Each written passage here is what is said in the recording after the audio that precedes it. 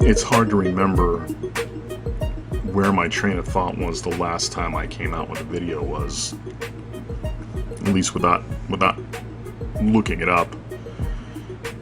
I do remember I was extremely upset. I was extremely downtrodden, I guess you would say,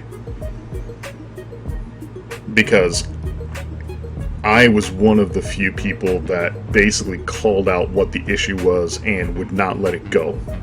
I understand the idea of letting it go because there's nothing you can really do to change it.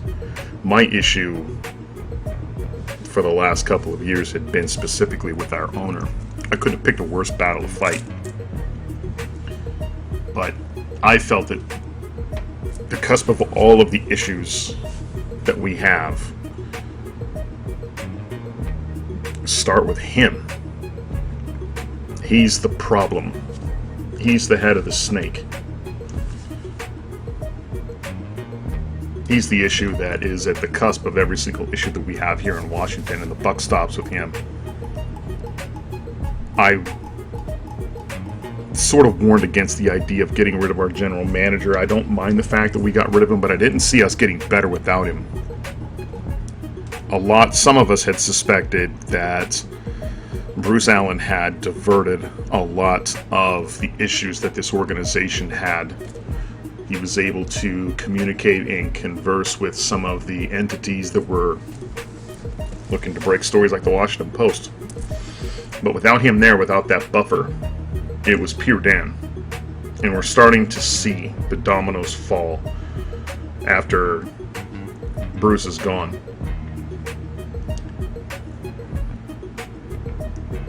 I am 47 years old. I have been around as a Redskins fan since as far back as I can remember. I have very, very vivid memories of the '87 Super Bowl. I was in middle school when that happened.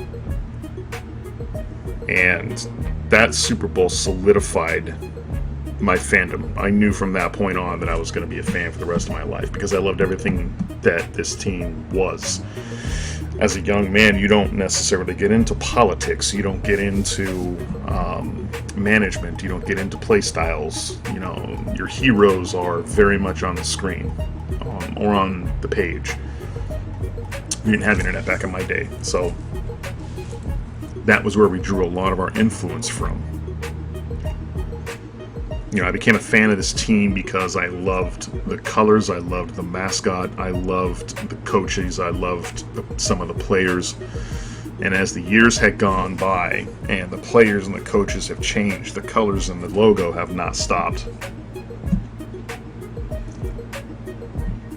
I'm going to be honest with you, not to sound weird about this, but there's a side of me that there's a feeling that comes over the body when you see the name and logo come up. You know, highlight footage, any time that the burgundy gold along with that logo and those helmets come on the screen, you know, it does something. It touches something inside of you that just makes you feel, you know, joyful and prideful, really. But you know, lots changed. 2020 has been, it's been a freaking disaster. I have to admit, since my last video, I've had the opportunity to concentrate on my profession and concentrate on my craft to try to hone it and make it better. And believe you me, ladies and gentlemen, since the last time I have been on, that's exactly what I've done. Exactly what I've done. Pouring myself into my work, trying to make my situation better, and it's paid off quite well. And I have to say, I am truly blessed and have been truly blessed since the beginning of this year.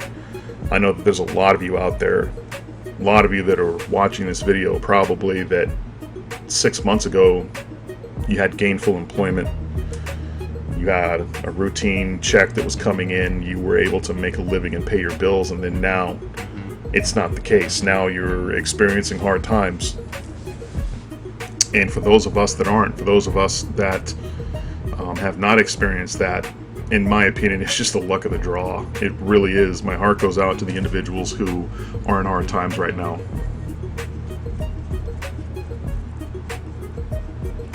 But having said that, the world is a little bit different than what it used to be.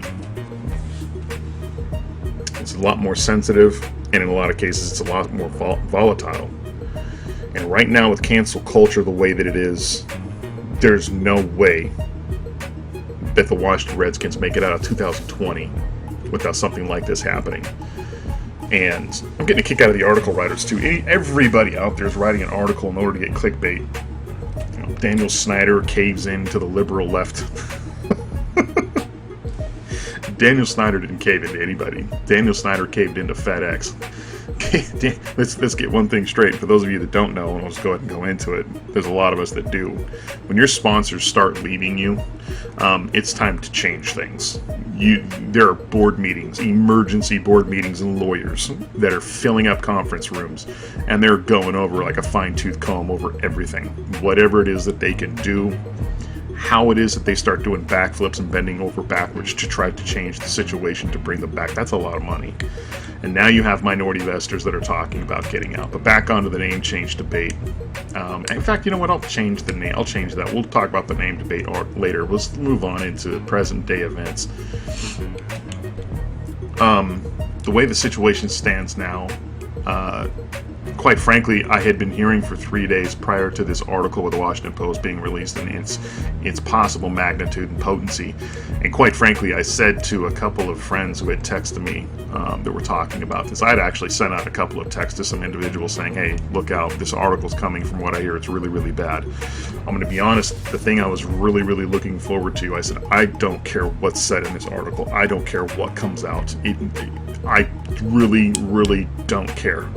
The only thing I want out of this article, the only thing I want to see, I don't care if in the basement of FedEx Field they are opening a gateway to hell and they are unleashing demons to devour human beings and we've got no way to stop them. That doesn't concern me.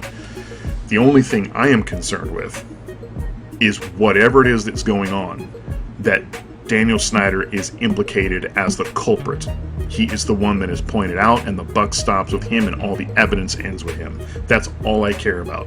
Whatever allegation it is, whatever horrible thing it is that we were doing, it's got to have Daniel Snyder's name on the end of it. And we did not get that in this article.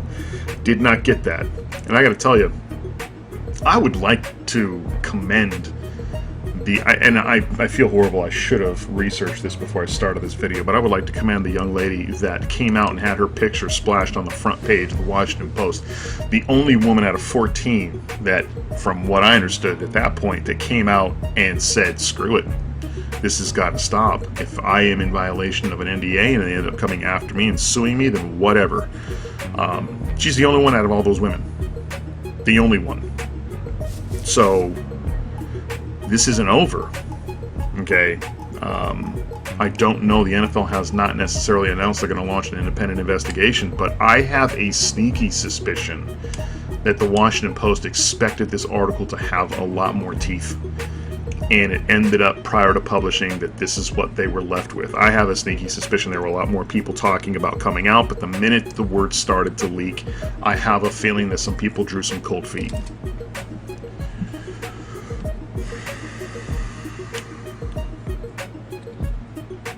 I am not happy with this article. I am not happy with what had happened.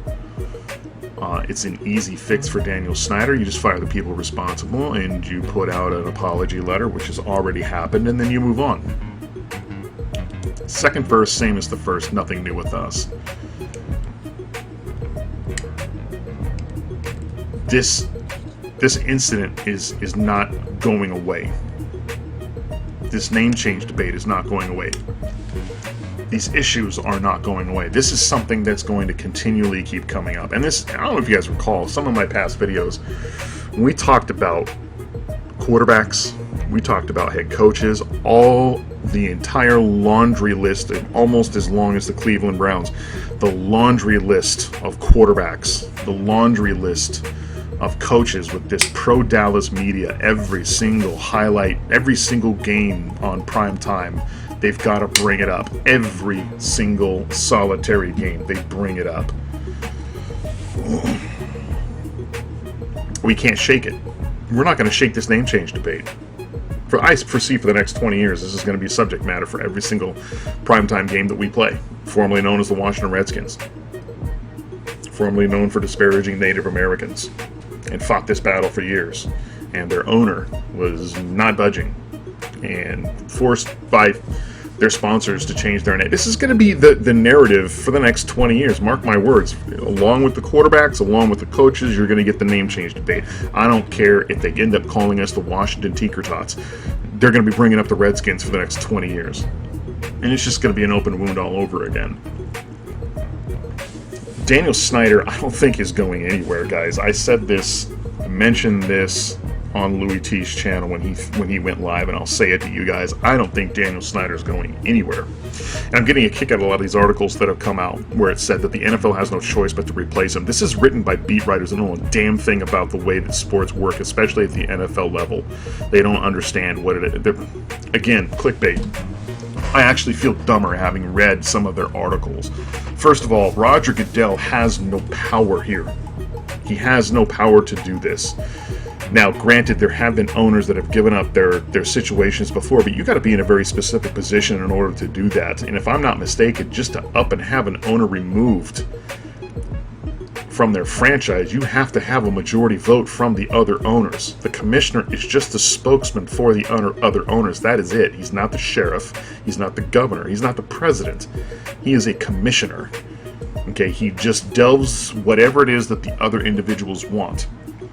Okay, he listens to them. They don't listen to him. He's their bitch. That's the simplest way that I can put it. Roger Goodell is the NFL owner's bitch. Okay, so Roger Goodell has 32 masters.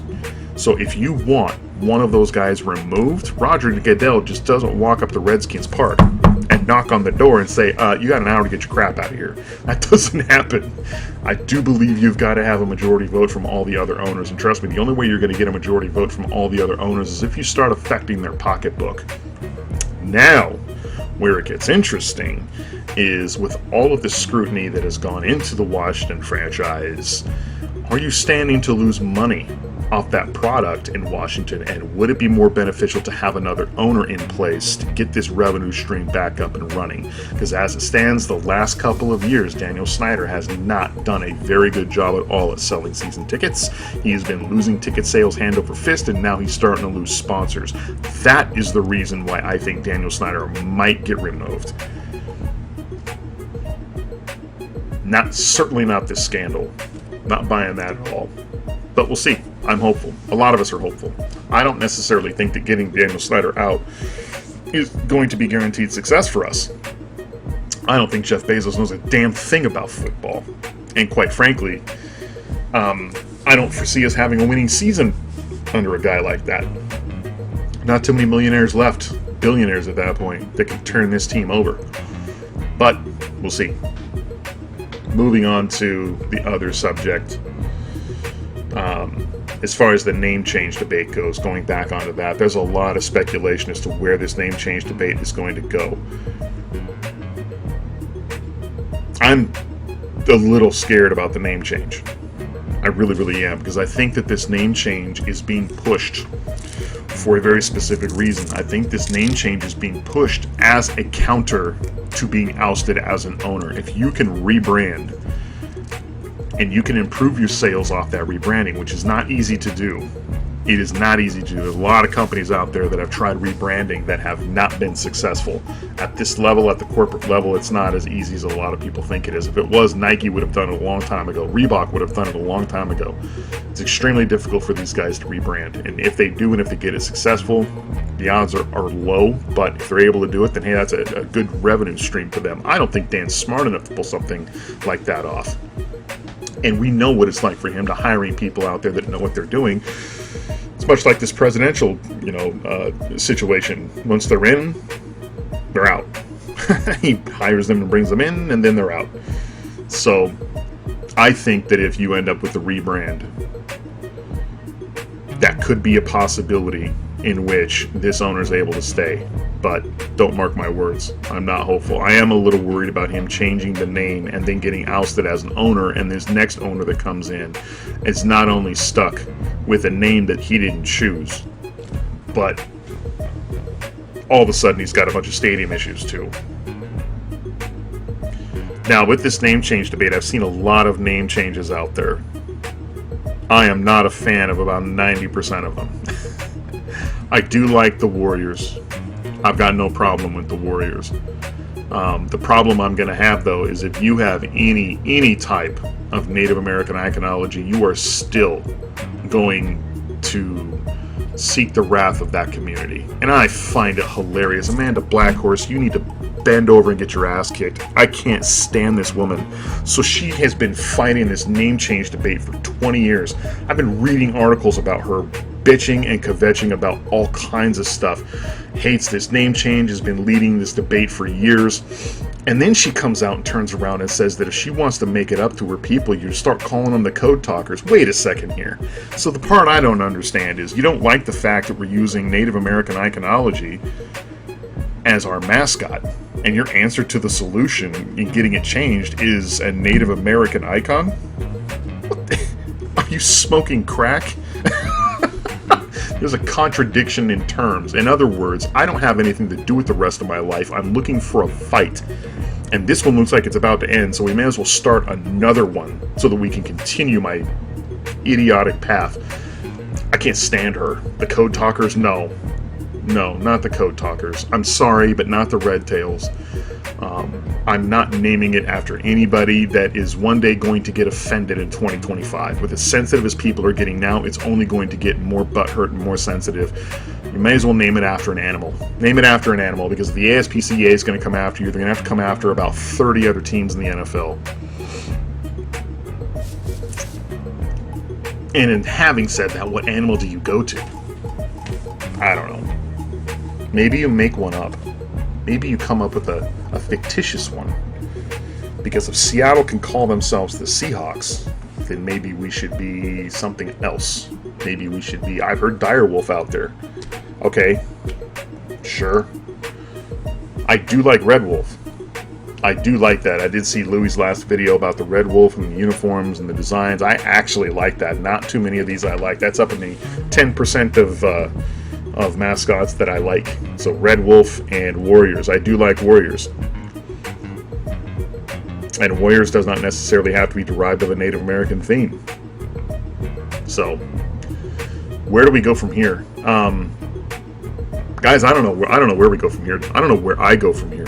To be honest with you, we changed this logo, we changed this name. These are two things that really, really lock me into being a fan in Washington.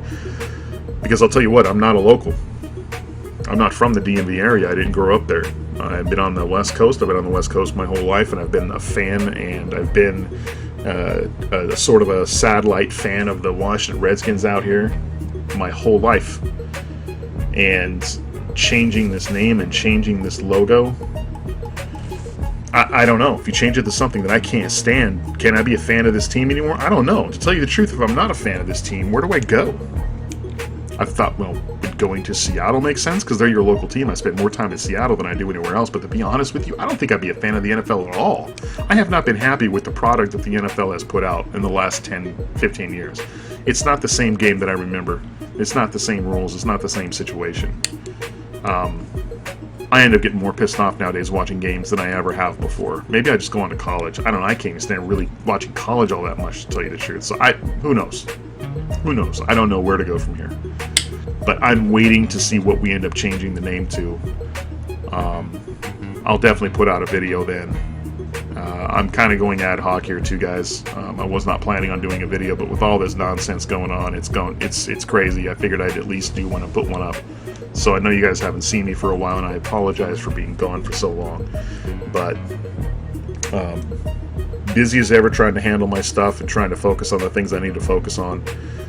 I do not have a whole lot of time to watch game film. I do not have a whole lot of time to break down stuff like I used to. I miss those days. I'm going to be honest with you. I miss those days. I actually liked doing that stuff. Watching a ton of college football games because I want to see which defensive tackle is worth taking in the draft. I miss that stuff. But those days are kind of behind me right now. So stay tuned, guys. Let me know what you guys think in the comments. It's good to see you guys. It's good to be back. I don't know how this name changes my channel, because, you know, us fans of the Twin Feather, that was sort of mine, and I'll probably keep it. I don't see myself changing anything with this channel. If we're keeping the colors, then why?